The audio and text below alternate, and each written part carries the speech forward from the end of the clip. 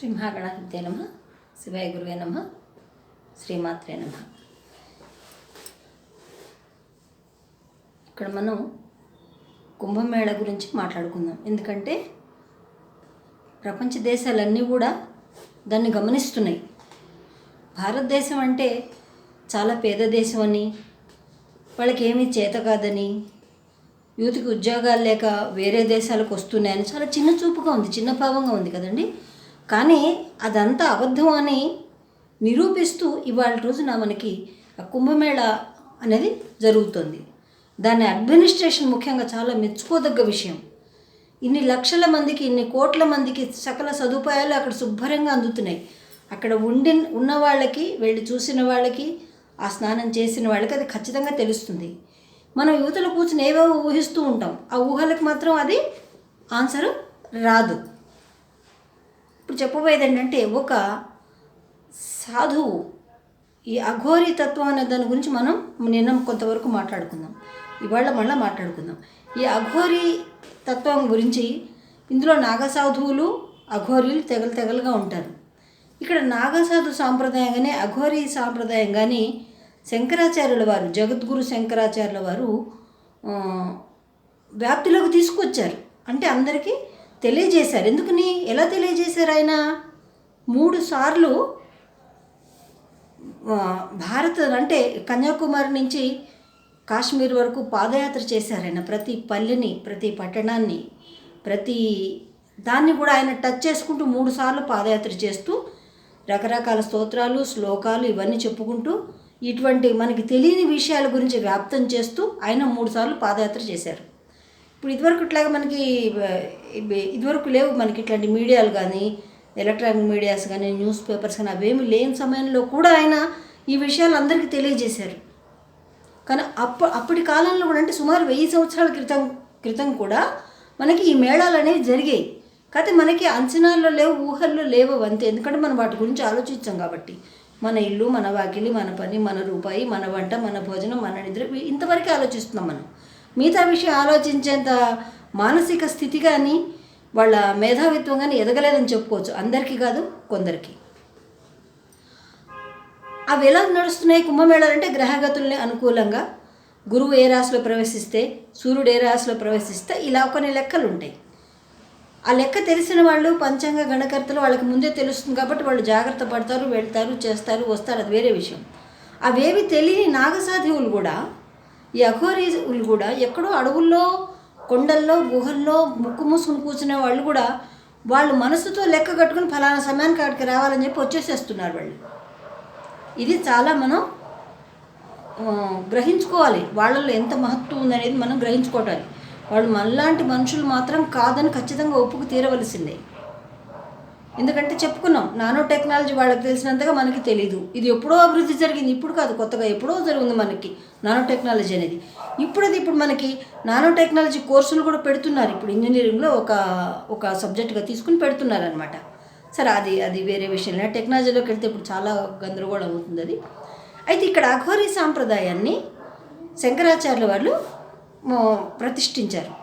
అఘోరీలు కూడా ఆయన్నే తయారు చేశారు. ఎందుకంటే ఆ విషయాన్ని తెలియపరిచి అందరికీ కూడా, కొందరి మెరికల్ లాంటి యూత్ని తీసుకుని, పనికిరాని వాళ్ళు, బలహీనులు, చెత్తవాళ్ళు వాళ్ళకి పనికిరారు. అఘోరీ సాధన చేయాలంటే చాలా బలవంతులై ఉండాలి, మానసికంగా బలవంతంగా ఉండాలి, శారీరకంగా దృఢంగా ఉండాలి, నిశ్చయం ఉండాలి. ఒక సంకల్పం జరిగితే దానికి కట్టుబడి అలాగే ఉండాలి. అటువంటి వ్యక్తులను మాత్రమే ఇందులో తీసుకుంటారు తప్ప ఎవరిని పడితే వాళ్ళని తీసుకోరు. ఎందుకంటే ఇప్పుడు పని పాట చేతగాని వాళ్ళందరూ సన్యాసం తీసుకుంటున్నారు, లేదా భార్యలు వదిలేసిన వాళ్ళందరూ సన్యాసం తీసుకుంటున్నారు అనేటువంటి ఒక అపోహ ఉంది. కాబట్టి ఆ అపోహ అనేది తప్పు. ఇక్కడ అఘోరీ సాంప్రదాయం అనేది సరే శంకరాచార్యులు వ్యాప్తి చేశారు, మెరికల్ లాంటి వాళ్ళని తయారు చేశారు. దేశ సరిహద్దుల్లో కూడా వాళ్ళు చాలా చక్కగా కాపలా కాస్తున్నారు, దేశానికి సేవ కూడా చేస్తున్నారు, మతపరంగా, రక్షణ పరంగా, అన్ని పరంగా కూడా. అది మరి నేను ఉదాహరణ కూడా చెప్పుకున్నాను నిన్నటి దాంట్లో వీడియోలో చెప్పుకున్నాం, నిన్నటి ఉదాహరణ చెప్పుకున్నాం. ఈ సాధు సంతతుల వల్ల మనకి ఏ విధంగా మేలు జరిగింది సమాజానికి, దేశానికి అనేది నేను చెప్పుకున్నాను. అయితే ఇక్కడ ఏంటంటే, ఇది అఘోరీ తత్వం అనేది ఇది ఎప్పటి నుంచి ఉంది, ఏది ఆధారం దీనికనంటే, దీనికి మనకి వేదాలే ప్రమాణికం, వేదాలే ఆధారం. ఈ అఘోరీ సాంప్రదాయం కూడా వేద ప్రమాణికమై నిలబడుతుంది. ఎలా? దానికి ఆధారాలు ఏమున్నాయి అని అంటే, శివుడికి 5 ముఖాలు ఉంటాయి. వామదేవ, సజ్జోజాత, ఈశాన, అఘోర, తత్పురుష. ఈ 5 ముఖాల్లో ఒక ముఖం అఘోర ముఖం. ఇది అఘోర మంత్రాన్ని, అఘోర పాశుపతాన్ని, అఘోర యొక్క వ్యవస్థని, దానికి సంబంధించిన వాటిని అన్నిటి కూడా ఇది వేదాల్లో చెప్పబడింది. ఎందుకంటే వేదాలు అపౌరుషేయాలు, ఎవరూ రాయలేదు నాయన, బ్రాహ్మణులు రాసుకున్నారు, మీ వాళ్ళు రాశారు అంటారు. అది కూడా తప్పే. ఇది సాక్షాత్తు భగవంతుడి యొక్క ముఖం నుంచే వచ్చింది. ఇది ఈ సాంప్రదాయాన్ని అనుసరించి శంకరాచార్యుడు ఏంటంటే వ్యాప్తి చేయగలిగాడు దీన్ని. కాబట్టి ఇది మనందరం కూడా దృష్టిలో పెట్టుకోవాలి. ఎందుకంటే ఇది వేద ప్రామాణికమైనటువంటిదని మనం గుర్తుపెట్టుకున్నాడు. అఘోర మంత్రాలు కూడా ఉన్నాయి, మనకు రుద్రాభిషేకంలో కూడా అది వస్తుంది. కాబట్టి ఇవన్నీ దృష్టిలో పెట్టుకుని ఆ అఘోరీ సాంప్రదాయాన్ని మనందరం గౌరవిద్దాం. ఈ అఘోరీలలో మళ్ళీ రకరకాల సాంప్రదాయాలు కూడా ఉంటాయి. ఒక్కొక్కళ్ళు ఒక్కొక్క పంధాన్ని ఎంచుకుంటారు. నేను చెప్పుకున్న అఖాడాల గురించి, జూనా అఖాడా అని చెప్పి, లేదా గిర్నార్ అఖాడా అని చెప్పి, ఇట్లా రకరకాల అఖాడాలు ఉంటాయి. 4-5 రకాలుగా ఉన్నాయన్నమాట. ఒక్కొక్క అఖాడా సాంప్రదాయం ఒక్కొక్కలా ఉంటుందన్నమాట. వీళ్ళు ఆశ్రమాలు నిర్వహిస్తారు, పూజలు పునస్కారాలు నిర్వహిస్తారు. కొత్త వాళ్ళు దృఢంగా వాళ్ళు సెలెక్ట్ చేసుకుని వాళ్ళ పరీక్షలు నెగ్గిన వాళ్ళకి వాళ్ళ సాంప్రదాయంలో శిక్షణ ఇస్తారు, శిష్యరికం చేర్చుకుంటారు. ఇలా మండలాధీశులు అని చెప్పి ఇలా రకరకాల కేటగిరీస్ ఇందులో ఉంటాయన్నమాట. అయితే వీళ్ళందరూ కూడా ఒక పంథాలో ఒక అఖాడాకి కొంచెం భేదాలు మాత్రం తప్పకుండా ఉండి తీరుతాయి. అన్ని అఖాడాలు ఒకే కాదనమాట. ఇందులో రకరకాల వాళ్ళు నేను చూసుకున్నాం. ఒకళ్ళు ఆయన చెయ్యి పైకెత్తాడు, అసలు కిందకే దింపట్ట, చెయ్యి సర్క్యులేషన్ ఆగిపోయింది, వేళ్ళు వంగిపోయి నల్లబడిపోయి కుంగిపోయింది. అయినా సరే ఆయన సాధన ఆపటం లేదు. అంటే ఎంత తీవ్రంగా చేస్తున్నాడు అనేది తపస్సు ఇక్కడ మనం దాన్ని గమనించాలి. ఒక ఆయన అలాగే వంగిపోయే సాధన చేస్తున్నాడు, ఆయన తపస్సు చేస్తున్నాడు. అంటే వాళ్ళ గురువు ఏ ఆసనాన్ని అయితే ఇస్తాడో అదే ఆసనంలో వాళ్ళు ఉండిపోతారనమాట. గురు భక్తి ఇందులో చాలా మనకి ప్రస్ఫుటంగా కనపడుతుంది, శిష్యుడు ఏ విధంగా అవలంబిస్తాడనేది. అలాగే ఇంకా కొంతమంది ఉన్నారు, వాళ్ళు ఏం చేస్తారు, అచ్చంగా కూరలు పళ్ళు ఇవి మాత్రమే తింటారు, ఉడకనివి మాత్రమే స్వీకరిస్తారు, ఉడికినవి ఏది కూడా తినరు. ఇలా రకరకాలుగా ఉన్నాయి. ఇందులోనే మనకి చిత్రమైన వ్యక్తులు కొందరు నీళ్లలో పద్మాసనాలు వేసుకుని ధ్యానం తపస్సు చేస్తూ ఉంటారు. ఆ తపస్సు అంతా కూడా దేశానికే ధారపోస్తారు, పరమాత్మ పాదాలకు ధారపోస్తారు తప్ప వాళ్ళ స్వంతానికి ఆ శక్తిని మాత్రం ఉపయోగించుకోరు. ఇక్కడ తపస్సు అనేది గురించి ఒక భారతదేశంలోనే ఉంది, మిగతా ఏ కంట్రీస్లో కూడా ఎక్కడ తపస్సు అనే ప్రక్రియ లేదు అసలు. ఈ ఒక్క ప్రక్రియ, తపస్సు అనే ప్రక్రియ ఓన్లీ భారతదేశానికి మాత్రమే ఉన్నదనమాట. ఇందులో గుడాకేశులు అని ఒక రకం ఉంటారు. గుడాకేశులు అంటే ఏళ్ల తరబడి నిద్రపోరు, కనీసం 16 సంవత్సరాల పాటు నిద్రను ఆపగలగాలి. ఇది ఎక్కడ సైన్స్కి అందదు, అంతు పట్టదు. 8 గంటలు రోజు ఖచ్చితంగా నిద్రపోవాలి, తక్కువ కాకుండా అని మనకు సైన్స్ చెప్తోంది. కానీ 16 సంవత్సరాలు నిద్రపోకుండా ఉన్న వాళ్ళు కూడా ఉన్నారు ఈ సాధకుల్లో. వాళ్ళని గుడాకేశులు అంటారు. ఈ గుడాకేశులు మనకి ఇంకా ఎవరైనా ఉన్నారా మన చరిత్రలో అంటే లక్ష్మణుడు ఉన్నాడు. ఆయన 16 సంవత్సరాలు బట్టి నిద్రపోలేదు. ఆయన గుడాకేశుడు అంటే లక్ష్మణుడు కూడా వర్తిస్తుంది ఇదే పదం. శ్రీకృష్ణుడు కూడా వర్తిస్తుంది, ఎందుకంటే వాళ్ళ అనిమేషులు నిద్రపోరు కాబట్టి. ఎందుకంటే ఇక్కడ రావణాసురుడు కొడుకు ఇంద్రజిత్ ఎవరైతే ఉన్నారో వాడికి వరం అది. గుడాకేశుడి చేతిలోనే ఆయన వధింపబడతాడు అని అంటే 16 ఏళ్ళు నిద్రపోకుండా ఉన్న వాడి చేతిలో వధింపబడతాడు, లేకపోతే ఆయనకు చావు లేదు. సరే ఎంత చిత్రంగా ఉంది చూస్తారా, ఇది నిజంగా చాలా చిత్రమైంది ఈ ప్రక్రియ. ఇటువంటి ప్రక్రియలు కూడా మన సాధువులు మనకు అవలంబన చేస్తున్నారు. ఇది లాజిక్ కూడా దొరకదు మనకి. 16 ఏళ్ళు ఎలా ఉండగలుగుతారు వాళ్ళు నిద్ర లేకుండా అంటే సాధన, వాళ్ళ గురువు ఇచ్చినటువంటి సాధన, అదాని పరంపర.